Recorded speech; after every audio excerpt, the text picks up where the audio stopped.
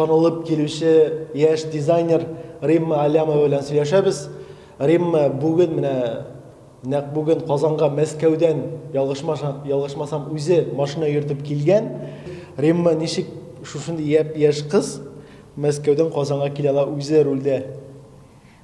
Дөрес, мин үзем Мәскәүдән Казанга машинам белән килдем. Авыр инде, конечно, но ничектер... Ни өчен берәр егетне ялламыйсың? Син бит матур кыз, егетләр артыннан йөри торгандыр. Ну, йөрсәләр дә инде ул бит мин үземнең эшләремне эшләргә килдем монда. Кемне дә сорамадым инде. Һәр вакытта мин үзем бирим үземнең эшемне, һәр вакыт үзем эшлим. Менә мин белгәнемне әйтеп китәм. Римма белән без таныштык ТНВда, Яңа Гасыр каналында, яшьләр онлайн тапшыруында. Һәм шуннан соң мин аның белдем 26 яшьтә икәнен, Сафаҗәй авылында туып үскәнен, Түбән Новгород өлкәсе Сафаҗәй авылы. Һәм шул Сафаҗәй авылыннан килгән ул Мәскәүгә укырга. Һәм Мәскәүдә инде чын-чынлап үзен күрсәткән, бүген инде ул татар кызы гына түгел, билгеле дизайнер, мөселман киемнәре дизайнеры. Менә бу бик күп инде шуннан да Римма мөселман киемнәрен эшләүчеләр дә, ясаучылар да. Ни өчен нәкъ менә шушы өлкәне сайладың? Мәскәүгә килеп нәрсәдә тәэсир иттеме? Балачак хыял идеме? Мәскәүгә мин авылда укыган вакытта мәктәптә мин үземә максат куйган идем. Мәктәпне тәмамлагач, Мәскәүдәге нинди булса государственный вузга укырга керергә дип ниятләнгән идем. Һәм шушы максатымны тормышка мин ашырдым. Соңра инде үземне дизайнер юлында таптым. Ни өчен дизайнер? Менә балачакта рәсем ясарга ярата идеңме? Кием киенеп, киемне салырга ярата идеңме менә? Дөресен әйткән вакытта, мин инде институтта укыган вакытта уйлыйдым, нинди бизнес белән шөгыльләнермен икән дип.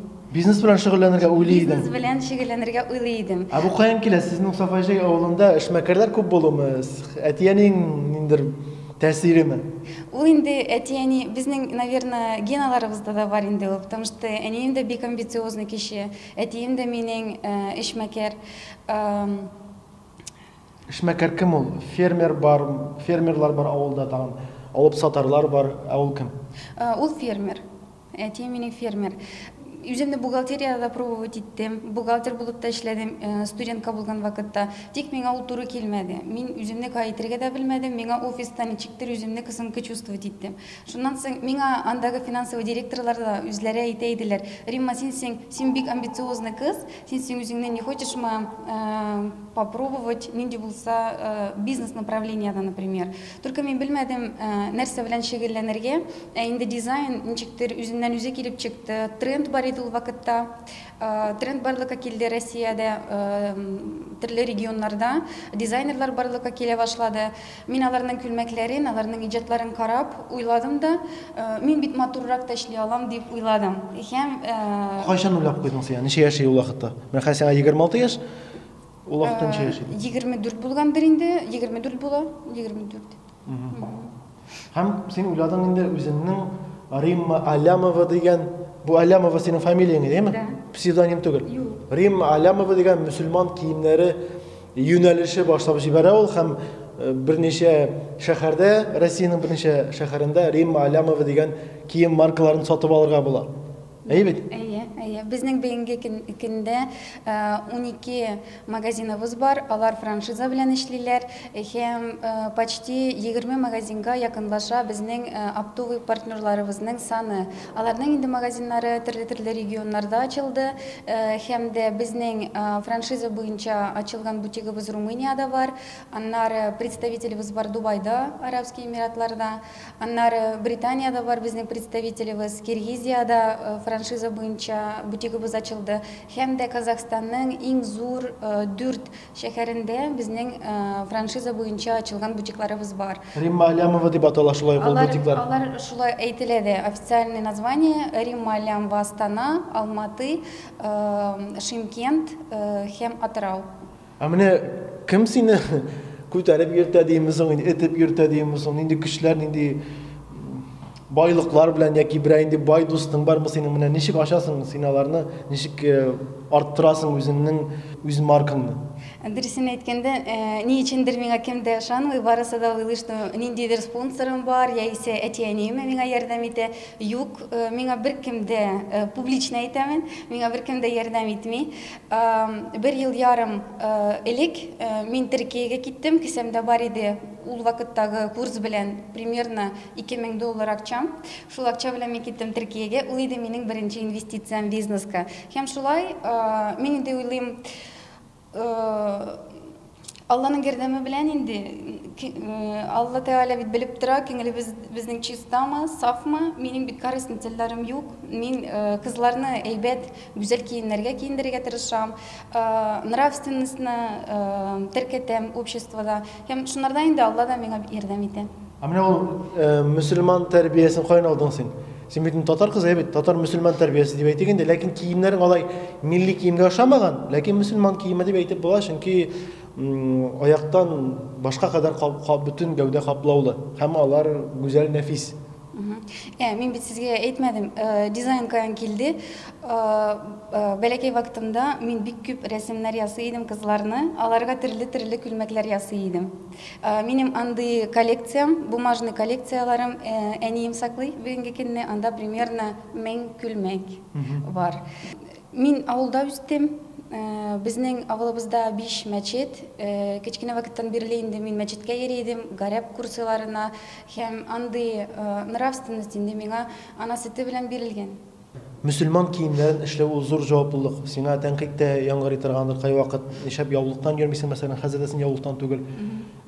Кемдер динне бик тар мәгънәдә кабул итә, кемдер киң мәгънәдә, синең аңлавыңча киң мәгънәдә алганың, һәм шул юнәлештә эшмәкәрлек алып барасың. Башлаганда мин уйлаган идем, мусульман кызлары өчен генә киемнәрне эшләрмен дип. Дөрес, минең беренче коллекцияларым алар иде, не обтягивающие киң күлмәкләр, свободный раклар. Со временем мин безнең кибетләргә килә башладылар урыс кызлары, кайсыларына безнең күлмәкләр ошый, алар үзләренә киер дә иделәр. Тик миңа әйтәләр, мәсәлән, Алла берсәк бриталиннырак булса иде күлмәкләр. Һәм миңа шундый идея килде. Ни өчен син мин мәсәлән урыс кызларын да киендермәскә тиеш. Аларны да киендерергә кирәк гүзәл күлмәкләргә. Алар бит кыска, в основном кыска юбкалар киеп бириләр. Шундый спрос, шундый ихтияҗ барлыгын сиздеңме син? Чөнки дизайнерлар кием кибетләре бик күп. Безгә менә гади караучыга, гади тыңлаучыга гаҗәп тоела инде ул яңадан ниндидер кием юнәлеше, кием уйлап табу. Ул бит бар. Бар да ал узын күлмәкнән анда.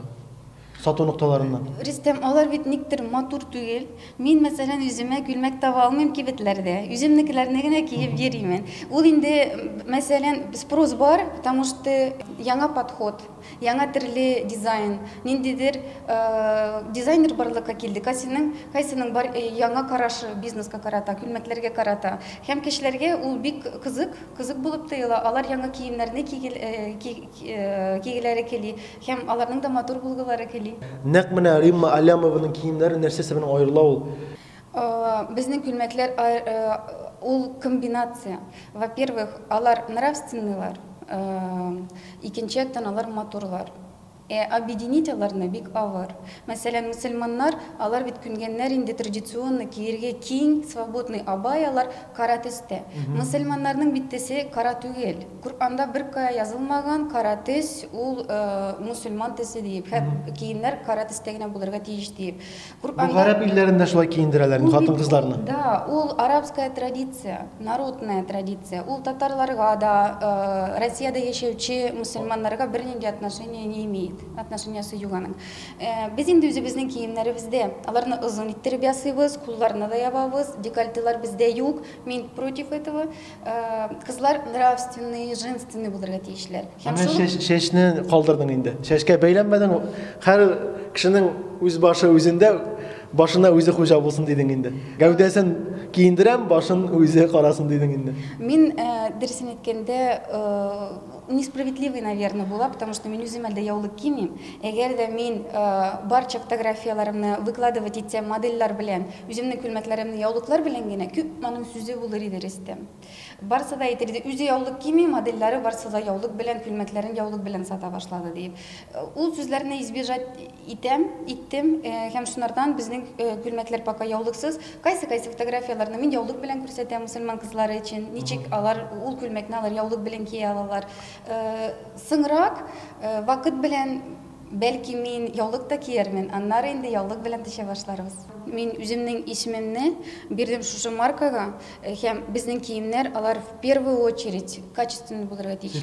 Сыйфатлы. Икенчедән инде, конечно, рухи ответственность та бар, потому что алар тыйнак булырга тиешләр, ябык булырга тиешләр, скромный булырга тиеш.